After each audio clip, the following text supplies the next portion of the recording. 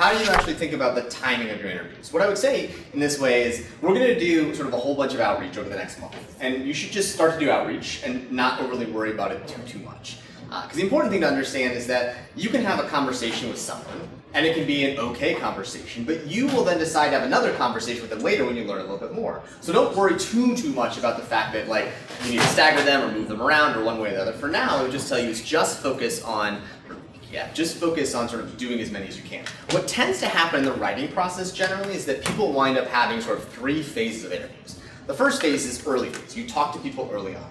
Then what will happen after we do our positioning call, so all of you will have a call with me in about kind of like early November, is you'll sort of say like, okay, now I know I'm building the Rambler house, right? That's what I'm gonna do, and you'll wanna do some more interviews. So that second phase will happen there. And then after you wind up submitting your first draft and you get some early feedback, you'll have a third phase of it. So again, I would tell you this way, is like, don't sort of hold off on someone because you're like, I'm gonna be smarter, it'll be better. Understand that you can have follow-up conversations and sort of those things, but you'll see that you'll continue to do this process throughout.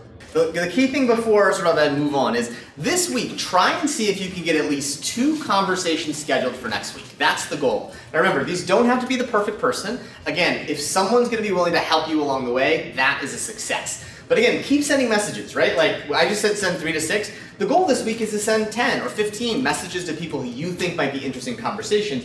The truth is they'll take a long time to schedule. They won't all be able to do it next week. They'll sort of eke things out over time. But on average, most authors over the course of the next sort of 10 months through this whole process will probably do around 15 to 25 interviews. That's about how many they'll do. They'll complete that many. So you have plenty of time to sort of do those ones, but reach out and we'll sort of see where those ones go.